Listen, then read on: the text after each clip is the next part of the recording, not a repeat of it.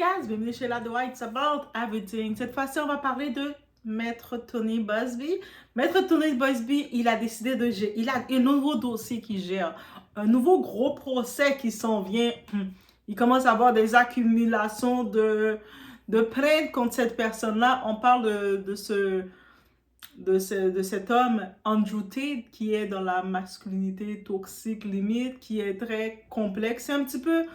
C'est le modèle de Alexis Chen. Donc, Alexis Chen, bientôt c'est ton tour. Bref, et là, notre très cher Tony Buzbee, sur ses réseaux sociaux, c'est là qu'il a annoncé « J'ai un nouveau dossier. Là, maintenant, je suis l'avocat de notre très chère Brie, la très chère victime, l'ex de Andrew Tate qui porte plainte contre lui.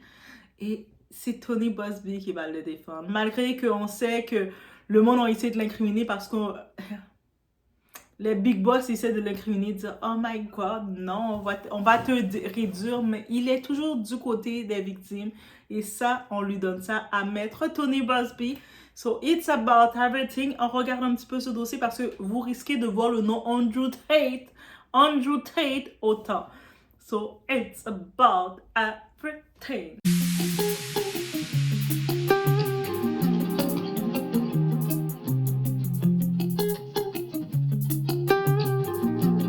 En effet, Brie Stearns, c'est l'ex de la Roumanie, c'est l'ex de Andrew Tate. Elle a porté plainte contre lui, un dossier avec plusieurs faits contre lui, dont elle mentionne un événement qui était digne de Didi. Donc, je suis sûre, Andrew Tate et Didi, ils auraient pu être meilleurs amis, ou peut-être ils vont devenir meilleurs amis de cellule, qui sait. Mais elle raconte donc un de ces événements qu'il avait pris avec sa main bien puissante, sa grosse main bien musclée. Il l'a pris par la gorge d'un côté, puis de l'autre côté, il a utilisé comme punching bag et il la menaçait de lui enlever la vie, de l'exécuter. Et j'en passe, mais dans ses mouvements, dans le rapport de police qu'elle a rempli, qui a été fait de cet incident. Donc, il y a des plaintes qui ont été faites à la police. Au-delà qu'elle a vécu une relation avec lui très traumatisante, on peut le dire. Mais elle a fait il y a un dossier, un suivi avec la police, donc elle a porté plainte. Parce que malheureusement, on sait que beaucoup de personnes, que ce soit femmes ou hommes qui sont dans des relations violentes, ils ne vont pas aller à la police, soit ils vont avoir un sentiment de culpabilité pour leur partenaire parce qu'ils ont encore un sentiment de se dire qu'ils aiment leur partenaire et en allant à la police, ils ont peur de saboter leur partenaire. Ne faites pas ça, guys, s'il vous plaît. Bref.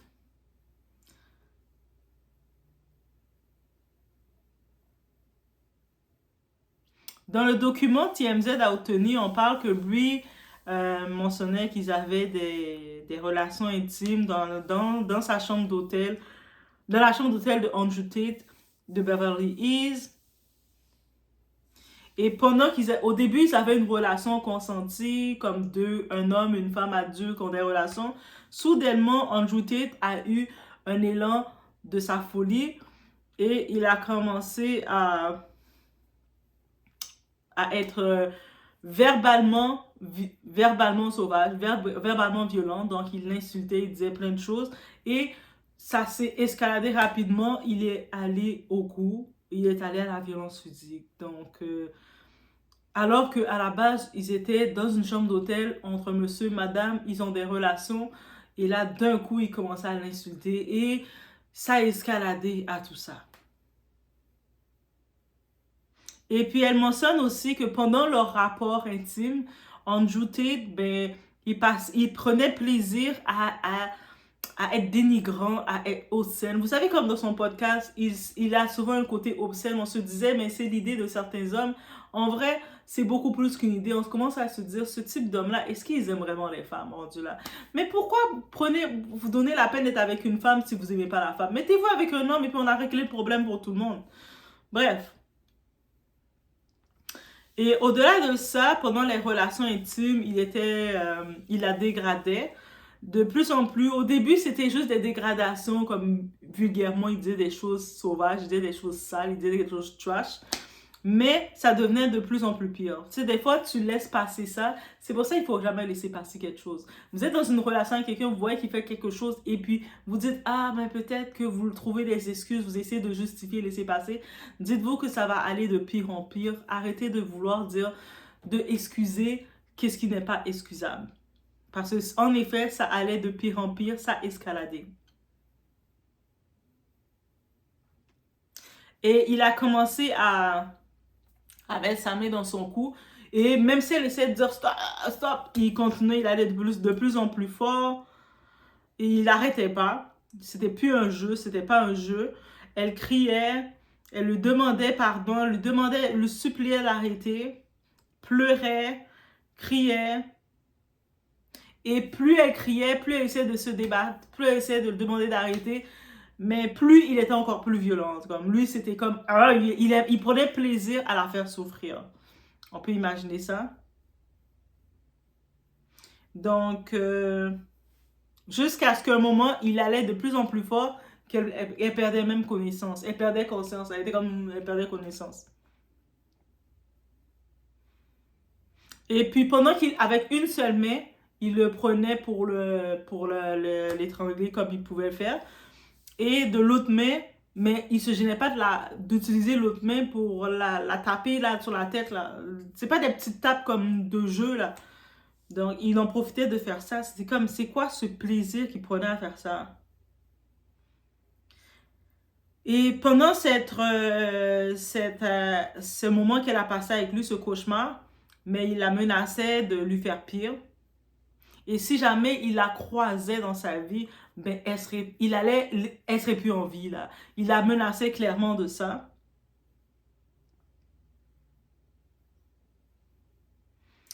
Donc, Brie mentionne qu'elle avait voulu, après cette attaque-là, ce moment qu'elle a passé avec lui, elle voulait le quitter. Elle voulait partir. Elle avait peur de lui, elle voulait juste partir. Et puis, bien entendu, le lendemain matin de cet événement, le matin, ben, elle a juste voulu, le matin, tout ça, elle a fait comme si, pour pouvoir quitter les lieux, elle a dû faire comme si de rien n'était. Elle était marquée, traumatisée et tout, j'imagine. Mais elle a dû faire comme si de rien n'était pour qu'elle puisse partir. Parce que si elle aurait montré quoi que ce soit comme signe, est-ce qu'il l'aurait laissé partir? Donc, c'est comme ça qu'elle a pu, en faisant comme si, prétendant comme si de rien n'était, après toute la nuit, c'est pas une nuit de plaisir qu'ils ont eu, c'est une nuit de cauchemar pour elle. Et le lendemain matin, elle a dû faire comme si de rien n'était pour pouvoir quitter les lieux. Et elle raconte aussi l'histoire du grooming. Vous savez, le grooming, ça veut dire qu'elle était encore légèrement mineure.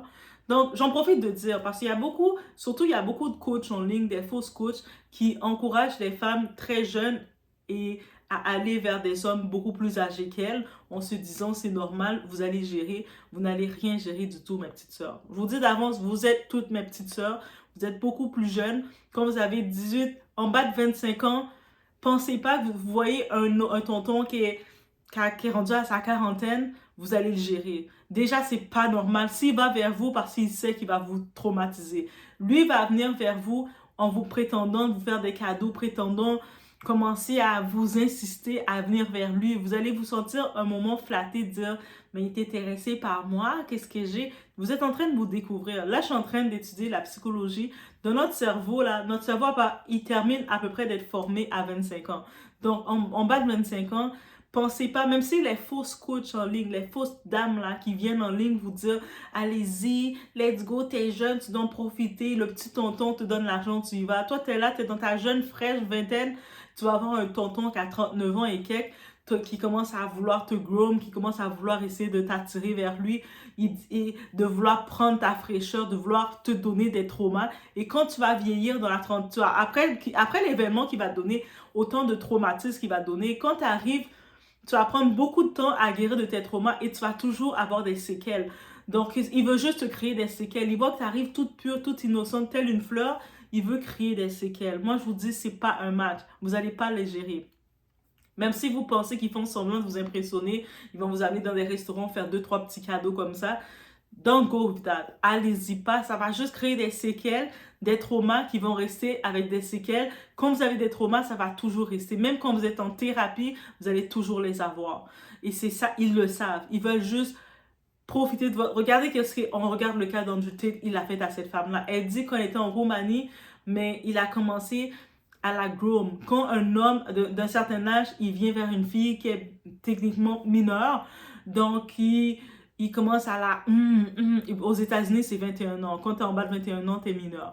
Donc, il vient vers ce genre de femme, commencer à essayer de la faire, bébé, essayer de la parler. C'est pas cute, c'est pas un compliment. Donc, fuyez. Et 2025, c'est le conseil de Doa, votre grande sœur, qui vous dit ça. OK? C'est vraiment... Je sais que même si on va vous dire, ah, mais t'es jeune, tu dois t'amuser. Tu peux t'amuser, mais tu dois être en contrôle de ton amusement. Va pas avec un type d'homme prédateur comme ça qui a juste l'envie de vous créer des séquelles parce que à la base, des fois, ils ont la haine envers la femme même. Et puis on le voit. Et c'était quoi la raison qui lui a fait ça? Donc, elle parle qu'ici, qu'il l'a manipulé. On peut imaginer, on regarde ces podcasts, c'est un type qui parle beaucoup, qui donne beaucoup de faits, qui parle beaucoup. Donc, on peut imaginer comment il l'a manipulé depuis le temps.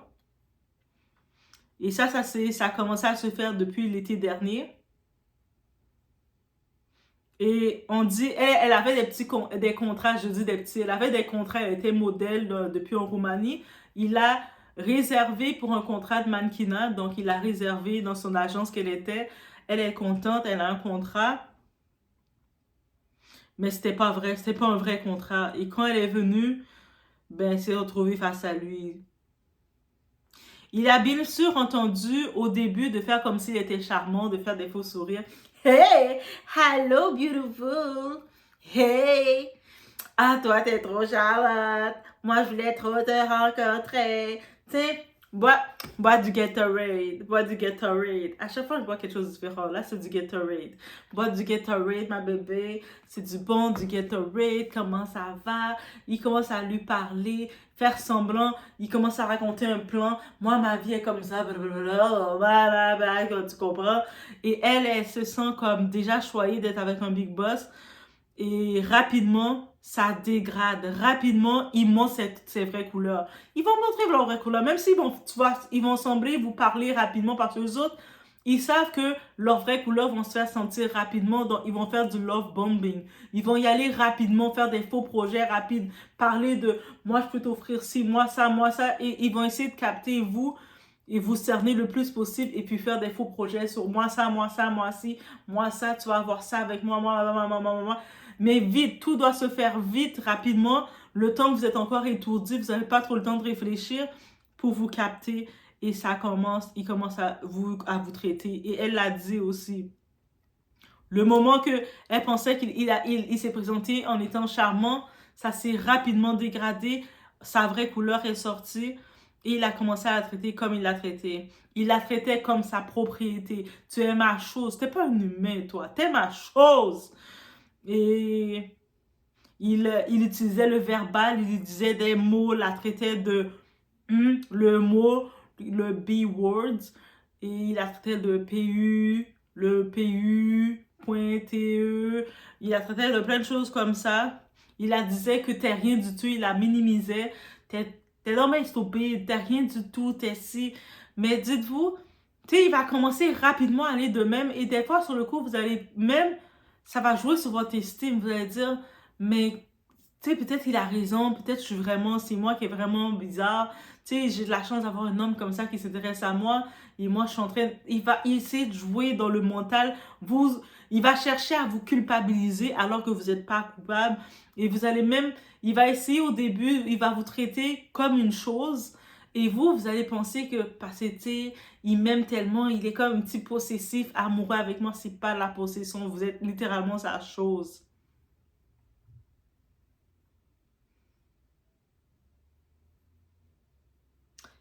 Et c'est ça. Et puis, et on dit aussi,